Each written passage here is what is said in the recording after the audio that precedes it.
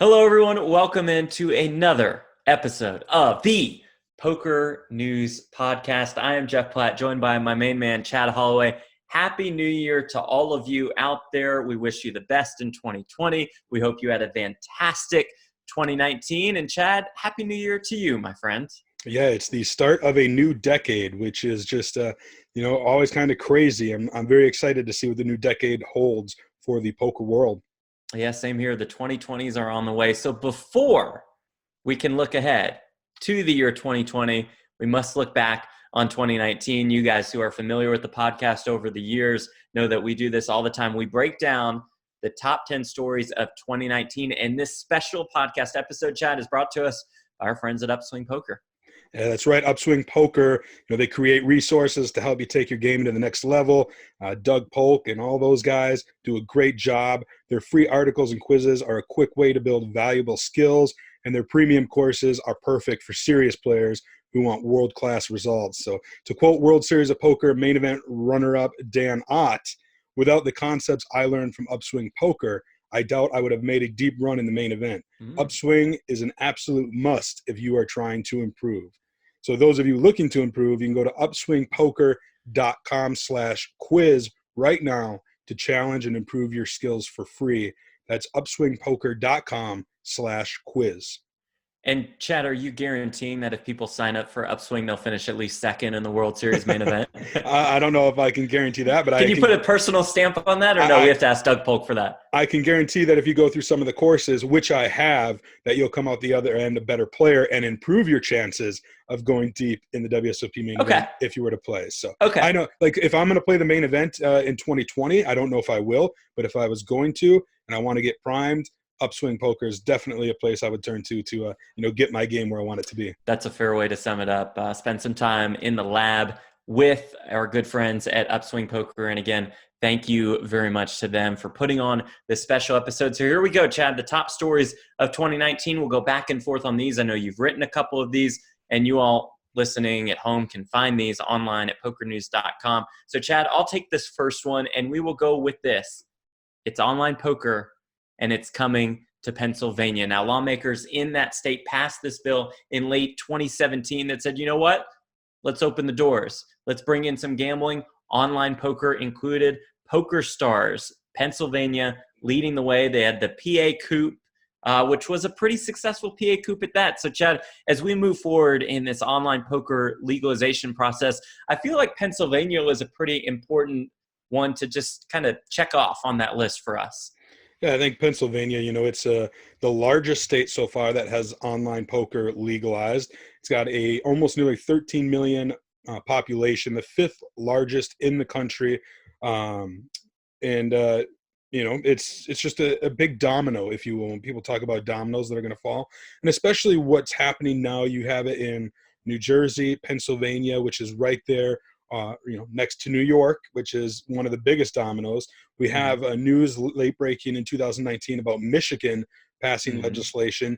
Now, it might be like Pennsylvania there, where it takes them a year or two to actually launch, but it's exciting in that it's starting to take shape and maybe put pressure on other states, if you will. New York is going to see a Pennsylvania right next to them getting all this money and think to themselves, why aren't we doing something similar? And I'm excited about it. And I think a massive question, we expect expansion within Pennsylvania. It's not just going to be Poker Stars. We know that Party Poker wants to get involved. We know that WSOP.com wants to get involved. And Pennsylvania should is a strong word to use, be allowed to enter this multi-state player pool with WSOP.com. So then you would have Nevada, New Jersey, Delaware, and Pennsylvania, all in one realm, and you're starting to kind of see the light, I guess, at the end of this tunnel. Yeah, I mean, one of the more exciting things about Pennsylvania is that Caesars Entertainment has a property in the state, Harrah's, Philadelphia. They've already got the infrastructure with WSOP.com, which is powered by 888 Poker. And like you said, they're part of this, the interstate compact. So if they can get up and running, that's going to be certainly a big boost to the WSOP brand. And, they can start running qualifiers for the WSOP in Las Vegas and things like that. And who knows, maybe even have bracelet events that players in Pennsylvania can play from the comfort of their home. All right, let's start to kick down that door online. All right, Chad, take us to the next one. Again, top 10 stories of 2019 in no specific order. We had nobody judging what deserves the 10th spot or the 1 spot. So we are just going in order of when they were posted to PokerNews.com. Well, sure. One of the big stories, and I just spoke about the WSOP in Vegas, going out to Nevada, the Rio in Las Vegas, the home to the World Series of Poker since 2005, was sold this year, which was certainly a big story. There had been rumors about a potential sale for many years, but it actually happened this year when first, leading up to the sale of the Rio, there was a big acquisition. Eldorado Resorts agreed to acquire Caesars Entertainment in a big cash and stock deal worth $17.3 billion. That's billion. And then as part of that, afterwards, I think Eldorado is decided to sell the Rio to Dreamscape Companies for $516 million from Caesars. And so what does that mean for poker and for poker players in the World Series of Poker? That was the big question. And, people were wondering, is the WSOP going to be at the Rio in 2020? Is it going to move to the new Caesars Convention Center that's being built?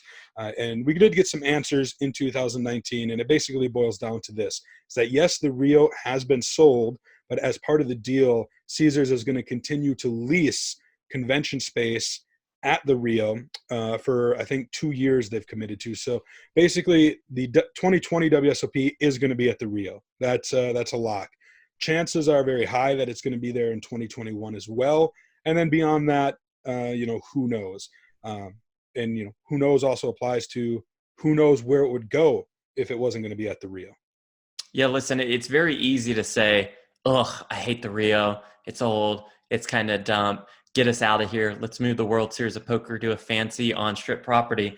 But listen, there's a lot of convenience value in the Rio, at least in my opinion. I think to have an event like this for 2 months off-strip benefits just about everybody involved. Imagine dealing with strip traffic at 11:51 a.m. on a Saturday when you're going to the Monster Stack Day 1B flight that's going to have 19 million people. It is just going to be an absolute mess. There's a ton of parking space in the Rio, and there's a decent amount of convention space at the Rio. So I just think that everybody should keep that in mind before immediately dismissing the Rio, that there is some value there. I know it's not the nicest place in the world. I know it can get too cold or too hot or whatever. I just think that as a whole, the World Series of Poker just kind of fits within the Rio. And there's all the buzz about moving to this shiny new Caesars Forum Convention Center, which is a big space. That's nice. Now, does Caesars want to tie up their new flashy, shiny big space for a month and a half, for 2 months with the World Series of Poker? Don't know. It's tough to tell. Seth Polanski told Poker News, the World Series is not the most lucrative business. Now, the World Series of Poker is profitable, and that's saying something for Caesars to have a profitable entity. I just don't know if Caesars is going to want to lock up their number 1 spot for 60 days. So I just want to caution that you don't need to flip out because the Rio is a little bit older, a little bit less well kept. Is that fair? Yeah, it's definitely fair. There's for all its so we'll call them warts. There's some ugliness to the WSP at the Rio, but like you said, there's so many positives: the parking, the space, and like you just said, the WSOP. Well, it's huge to us. It's the biggest thing in the poker world. To a non-poker convention space, it might not seem too lucrative. It is a lot of time to tie up. So can we go down to the new convention space at Caesars? Maybe not. Maybe it's going to end up going out to a place like a South Point that would be probably happy to have it. They've got the convention space and whatnot. But the other thing to consider about all these convention spaces is they're usually booked years in advance. Mm-hmm. And so it's not easy to say, okay, next year we're just going to go here. It's you got to really be looking down the road.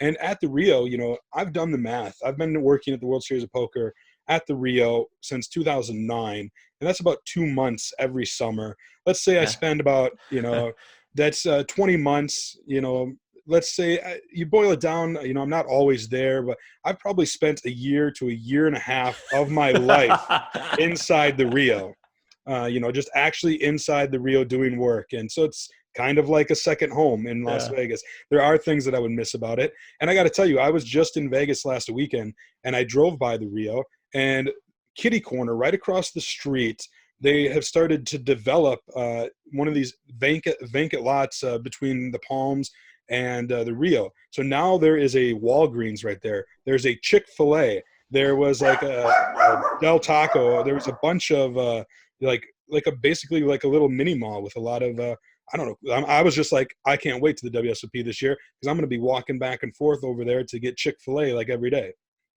So.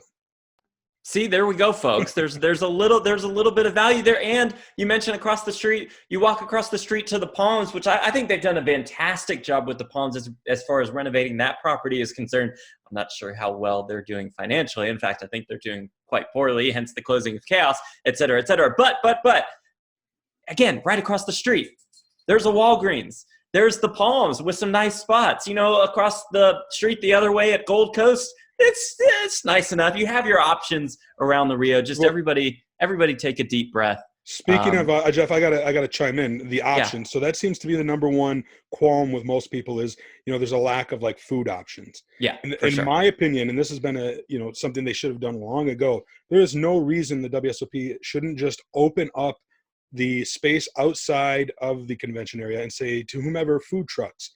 Hey, food trucks, just come on in. Let's form basically a mobile, food court. They have the All-American Dave out back.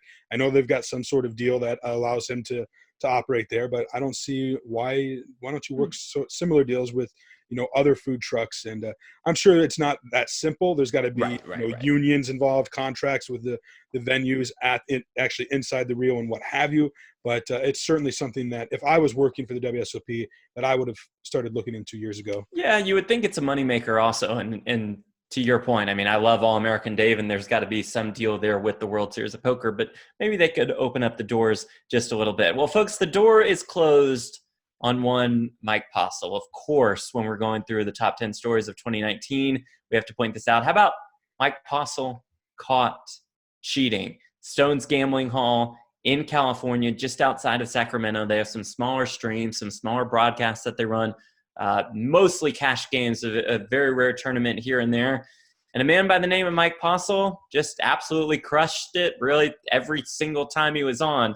In fact, he crushed it at least a little bit too much. So Poker Twitter started to get on the case for sure. Veronica Brill had thrown this out there, and Joey Ingram and Matt Berkey kind of took it from there and ran with it. It was a hot investigation. It hasn't been proven 100% that Mike Postle cheated on live stream, but it's been proven to a certain degree that we feel safe saying that he cheated on live stream. There's a massive lawsuit filed. You hate to hit the negative points as well. I think, Chad, one way to take positive out of this story is the way that Poker Twitter just jumped on it, just surrounded it right away and was able to investigate it almost to the finish line. Yeah, what was kind of cool was it reminded me a lot of when the super user accounts were sniffed out on Ultimate back in the day. But if I recall back then, it was really rooted out in like the forums and 2+2 and what have you. And it was involving online poker. There wasn't live stream footage type of thing. Here you had something similar where the poker community came together and started sniffing this out. But you got to watch it play out almost in real time with social media being what it is these days. Plus, there was actual live stream footage for them to show us as the investigation was going on. And, kudos to Joey Ingram for really, being handed the ball by Veronica and running with it and really bringing, the spotlight to this story. And then, those on his team and others who were interested in the story who really just dove in and went through, hours, dozens of hours, hundreds of hours probably of live streams, picking over every hand, every bet, and just compiling, what I consider to be overwhelming evidence that there was something amiss. Now, whether or not, the courts or the gaming commissions feel the same way, will remain to be seen. It's going to be a story that spills over into 2020, maybe even further down the line. And I think right now, new information is going to be sparse, mainly because, now this has become a legal matter. And when lawyers are involved, information just tends to be, a tight lid is kept on it. So it's going to be probably a while to have this story, the investigation by the Gaming Commission to get completed and that information to come out. But we definitely haven't heard the last of it. Yeah, I think that's exactly right. Now, this picked up plenty of mainstream attention.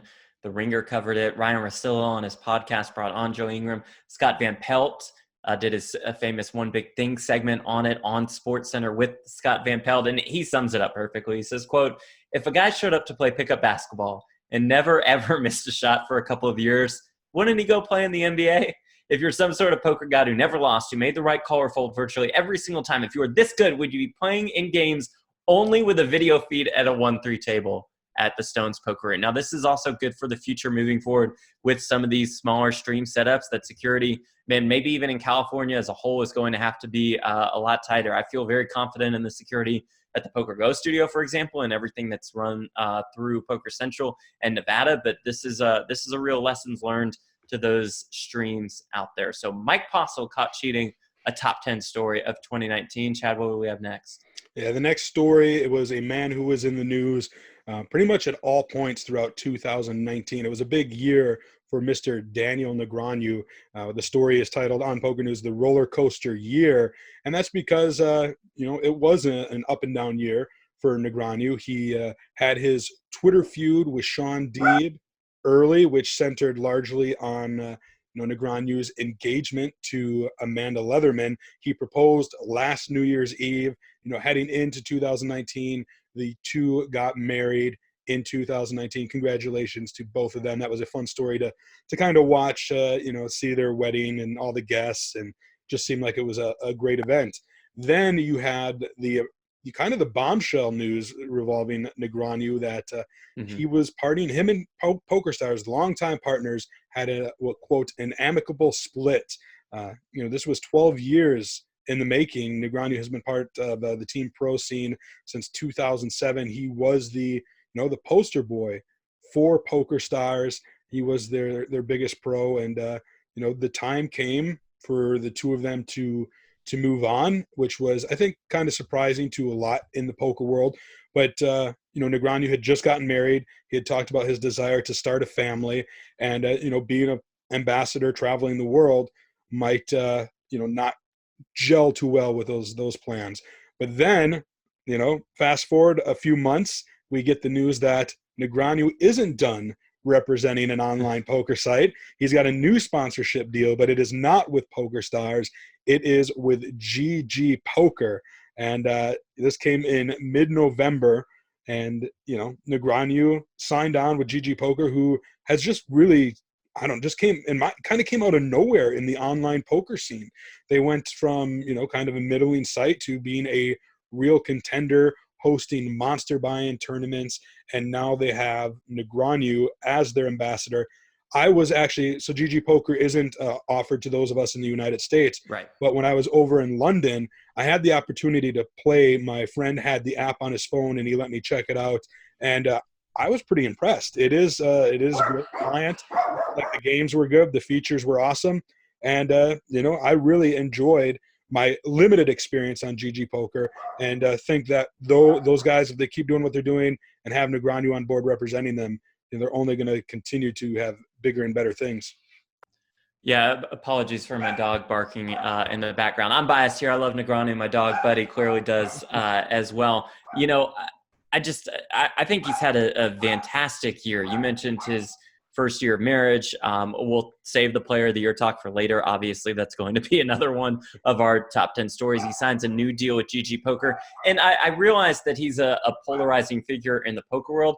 I almost don't understand why. I mean, here's a guy who can't tweet anything without, Doug Polk and Sean Deeb just kind of jumping on him. And I mean, a perfect example of this, he tweeted some kind of chess question, and I don't really understand chess at all, so I'm not going to go into what he tweeted. But then I think it was Mike McDonald who said to him something like, wow, I don't know why you would, post something like this, blah, blah, blah, blah, blah. So, he draws a lot of criticism, and I just don't think it's founded criticism. I think he's a terrific ambassador for poker. Not just good, not just great, but if you can reach a level above that, it's what he is. And that ambassador role has expanded for him over this last decade or so. I mean, imagine Chad walking into the World Series of Poker and just being harassed by absolutely everybody wanting a picture, wanting a video, something like that. And you take time for all these selfies, you take time for all these interviews. So I think he's great. I mean, it's a roller coaster ride of the year for him, but it's a great year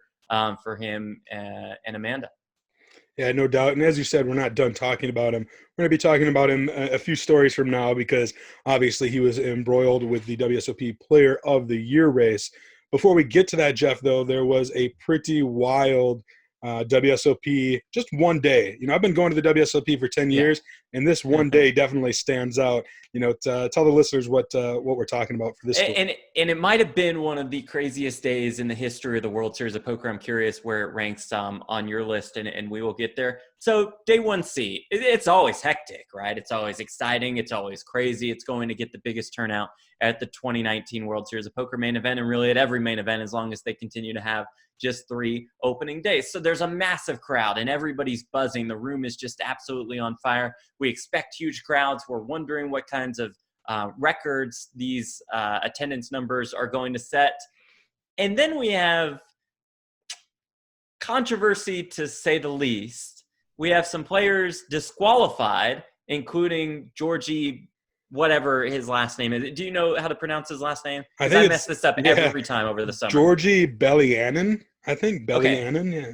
We'll go with Georgie Bellianen, and Bellianen got the boot. He got the ejection. Reportedly, he showed up to his table drunk on day 1C of the World Series of Poker main event.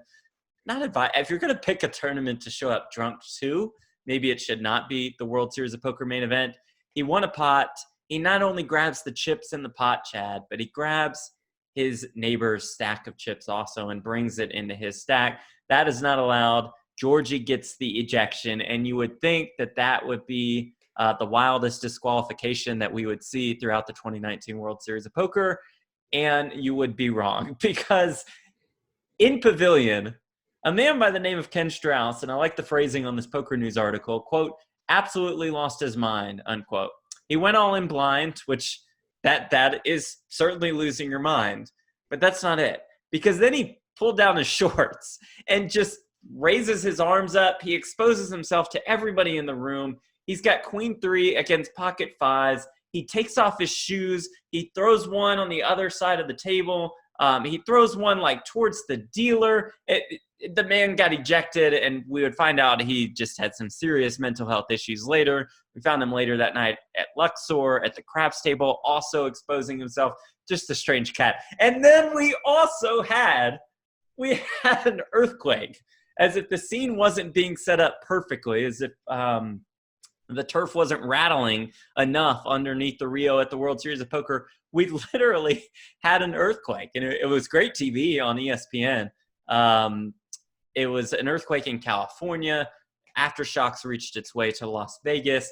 Just bizarre. They go on dinner break early. Oh, and we also have an absolutely massive turnout, which turned out to be the second biggest World Series of Poker main event of all time. Can I take a breath now?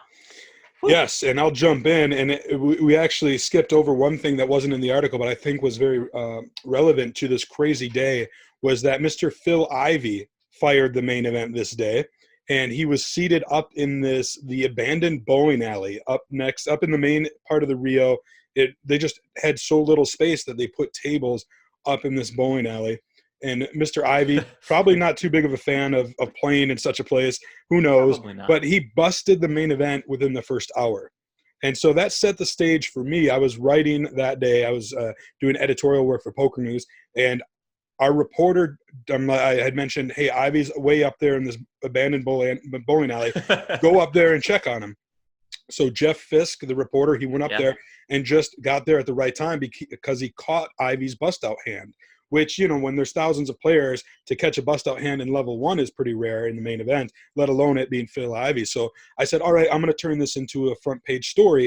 You know, Ivey exits the main event in the first hour. So I'm writing the story when within the first, it was, I think, 90 minutes is when Georgie Bellianen, this incident happened with him. And so I had to rush over there, and I'm investigating this story. And I think we come back from the break. I've finally pieced together everything that's happened. I've spoken to players at the table, and I'm walking with Jack Effel through the back halls of the Rio when, you know, he's pretty tight-lipped. He's not giving me much to work with regarding Georgie Bellianen, but I hear him getting radioed about another incident that's happening, you know, the naked bandit, basically, Yeah. in the pavilion. And so he says, you know, I got to go over there. I said, okay, thanks for your time. And I quick get on Slack, and I said to the team, you know, something's happening over in the pavilion. Somebody check it out. And so then that story broke. And so I had these 3 stories all happen within 2 hours. And, you know, I kicked it into overtime. I got all the articles out. It was a huge day. And I thought, you know, I wrote 3 articles in a 3-hour window, and, you know, the traffic on them all were great. I was very proud of myself. I'm like, you know, I'm going home a little early. So I was actually driving. I was outside the Rio driving home when the earthquake happened. I didn't even feel it. You know, I was driving on the interstate. Yeah. I did miss it, but I did enjoy getting home and then going through all the social media and seeing, you know, everything that happened inside the Rio during the earthquake, because, man, it really truly was a wild day that I will never forget as a, you know, a longtime reporter at the World Series.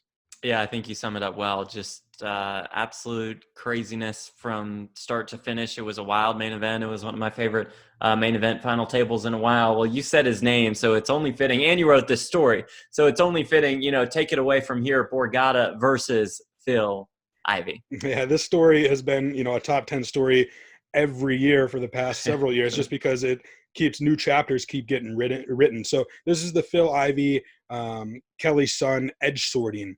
We call it a scandal, call it a lawsuits, or what have you.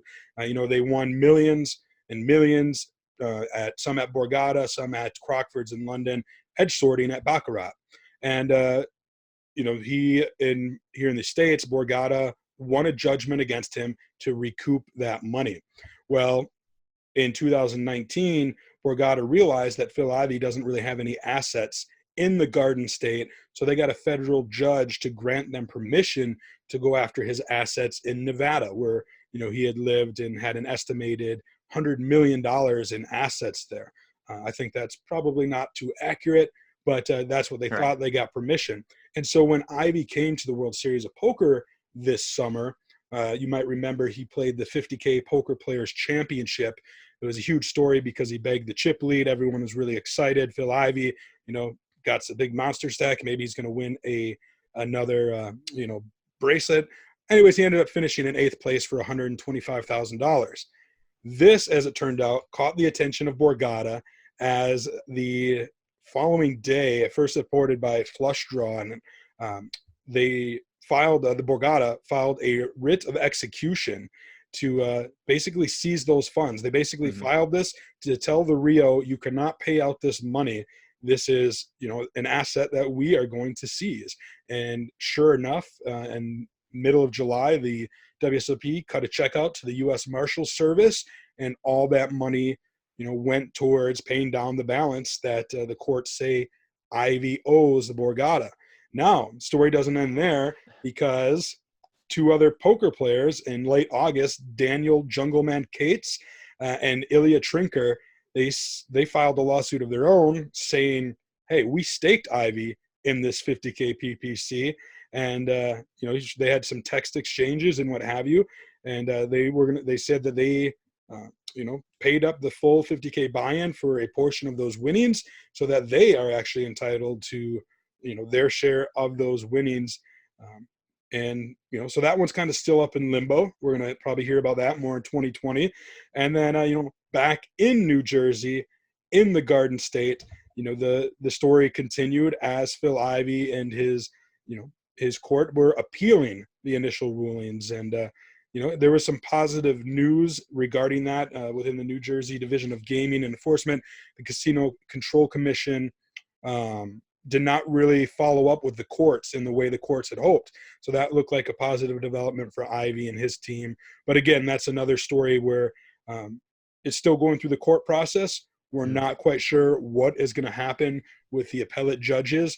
But, they did seem to note that given the whole edge sorting, we'll call it technique, where the dealers were actually kind of involved, even maybe if they weren't knowing accomplices, they still had a role in the operation. So it sounded like they felt that maybe Borgata had to assume some responsibility for what happened. But mark my words, Jeff, next year, the PokerNews top 10 stories of 2020, this Phil Ivey, Borgata stuff will be there again. Yeah, there's no question about it. This is just sad to me, man. Say what you will about the edge sorting thing, whether you think it's right, whether you think it's wrong, who deserves money, et cetera, et cetera. But this is Phil Ivey. He is one of the greatest superstars that we have in poker. And he's a guy who loves the World Series of Poker. And until all this is resolved, I don't think we're going to see him.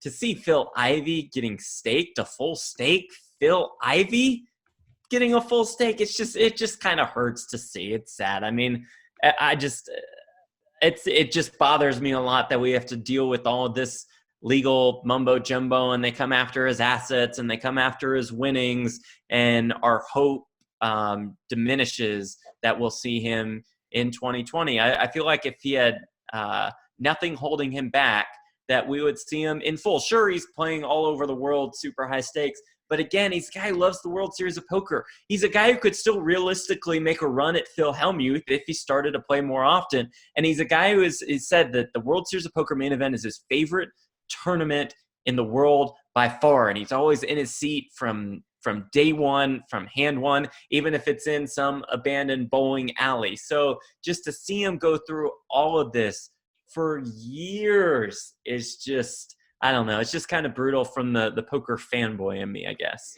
Yeah, I think you hit the nail on the head that this is just going to be a big deterrent for him to play anything in the United States. It's just any winnings are too susceptible to being seized from these court judgments. So, yeah, I don't expect to see Phil Ivey playing in the U.S. until this is resolved, and it could take several years for that to happen. We'll probably still see him playing the Triton events and these other high rollers over in Asia and whatnot. But, yeah, it's very unfortunate because there's no denying that whenever Ivey shows up at the World Series of Poker, that in and of itself is a big story. And, we're going to be missing out on that. Well, we move forward in the top 10 stories of 2019. We stay on the World Series of Poker. Another story, Chad, that you wrote, the World Series of Poker Player of the Year debacle. So we had an amazing race, I think, to end the summer and to move on to World Series of Poker Europe. Really a three-headed race. There were some guys kind of lying outside that top three, but it was really between Daniel Negreanu and Sean Deeb and Robert Campbell. And they had a fight. They had a battle royale. All of them went to Rosvedov. All of them fired like crazy in World Series of Poker Europe. And then Daniel Negreanu was declared the winner. And it's an unbelievable accomplishment because he's a three-time World Series of Poker Player of the Year. And then a Russian poker reporter says, wait a minute. There's an error here. And that error was verified by the World Series of Poker. Some points were taken away from Daniel Negreanu, and that meant that Robert Campbell was then the winner, Deeb the runner-up, Negreanu in third place. So it's Robert Campbell, the World Series of Poker Player of the Year. It's Negreanu in third. It's Sean Deeb in second. Deeb threw a fit because, he only had to finish, I believe, ninth in the Colossus when he thought he had to finish at least fifth in the Colossus at the World Series of Poker Europe in order to win Player of the Year. Deeb said he should be co-Player of the Year alongside Robert Campbell. Negreanu is like, you know what? Campbell deserves it. I'm happy with my effort, but hats off to Robert Campbell. And poor Robert Campbell, and I know you caught up with him a couple weeks ago on this very podcast, but it's like, the top headline should be, hey, congratulations, Robert Campbell. You did it. You won World Series of Poker Player of the Year. That is impressive for somebody who goes into the summer not planning on firing all. He gets the job done, but instead it's like, oh, look at the World Series of Poker. Oh, they messed this up. Oh, look at Negreanu. Look at Deeb. And he just loses a little bit of that spotlight. Yeah, I mean, it was a wild ending. I'm glad it, obviously it would have been better if the error came to light before the WSOP Europe.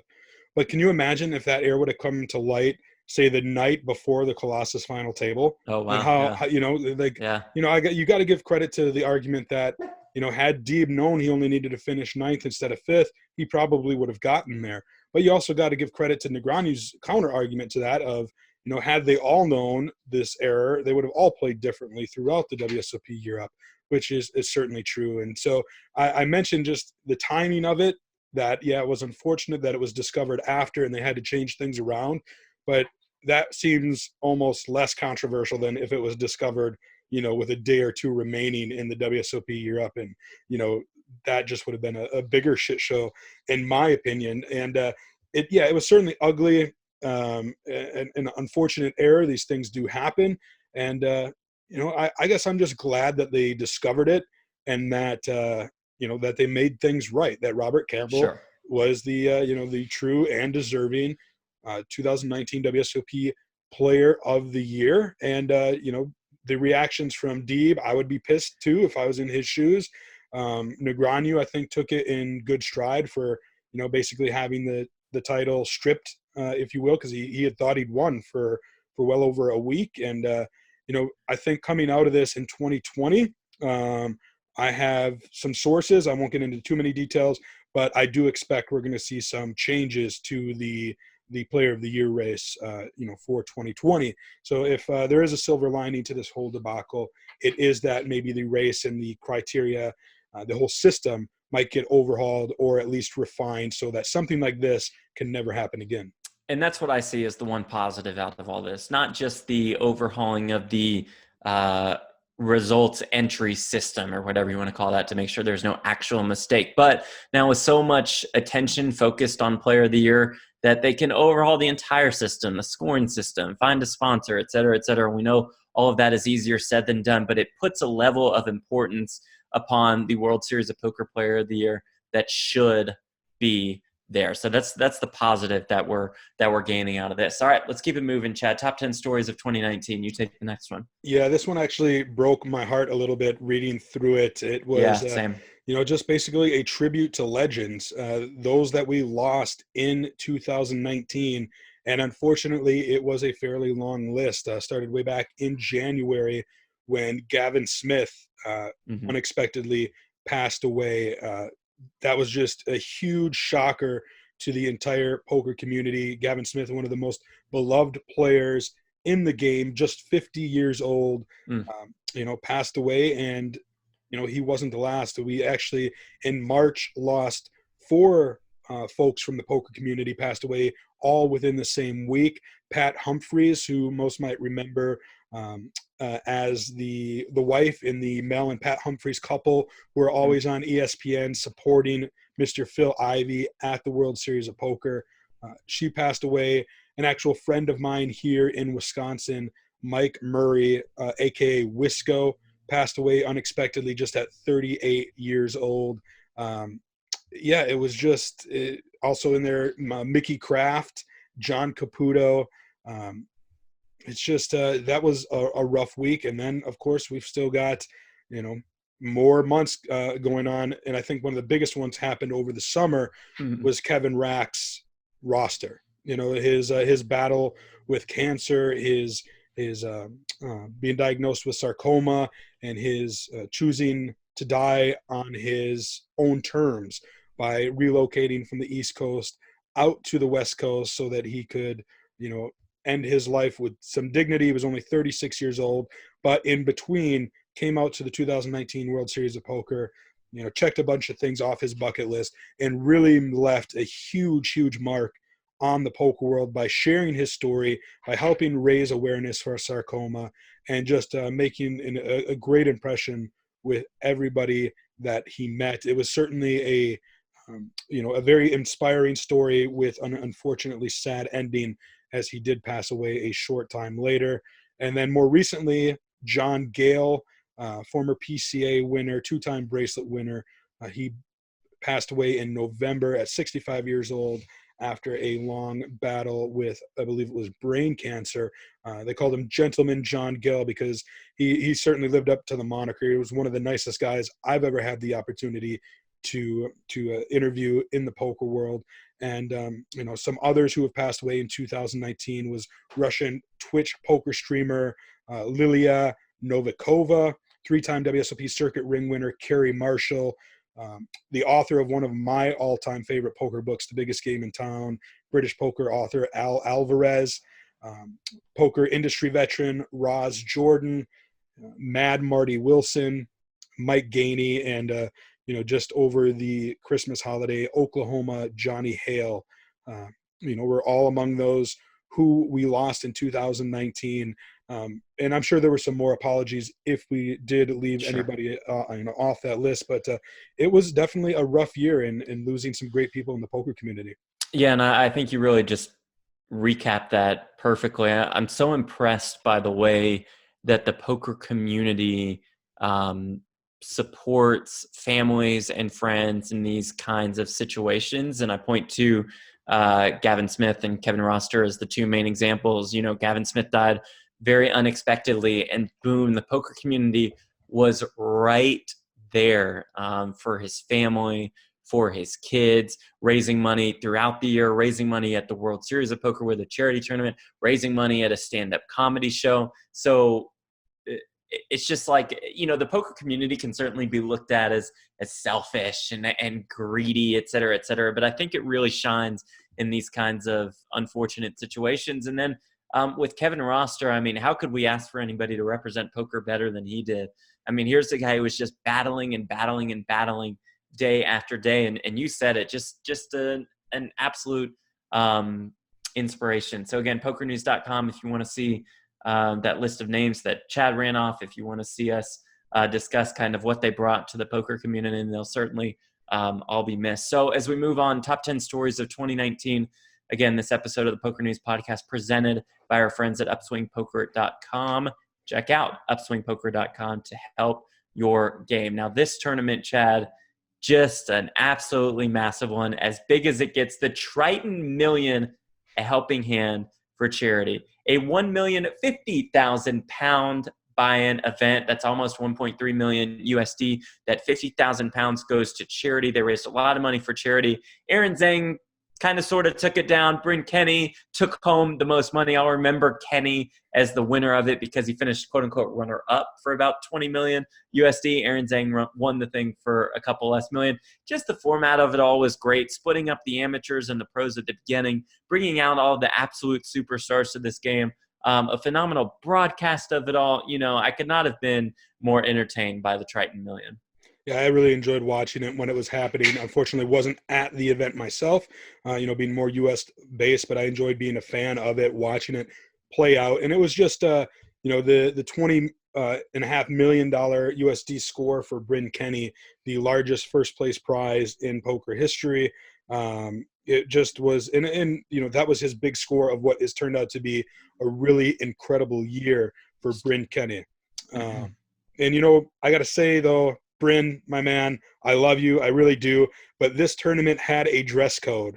And and they were required to wear suits at the final table. And I don't know what Bryn had on. It was some sort of custom-made bastardization of a dozen different jerseys or something. No doubt cost more than a fancy suit. But I don't know. I just, I'm a little disappointed that they didn't uphold the dress code, if you will. Like, come on, the players knew coming into this tournament that if you make the final table, you have to wear, meet their dress code, a suit or a button up or whatever the criteria called for. I'm pretty sure what Bryn Kenny ended up wearing was not what they had in mind. And, I'm not saying anybody should get DQ'd or anything like that, but it should be like, hey, you got to go change before you can take your seat.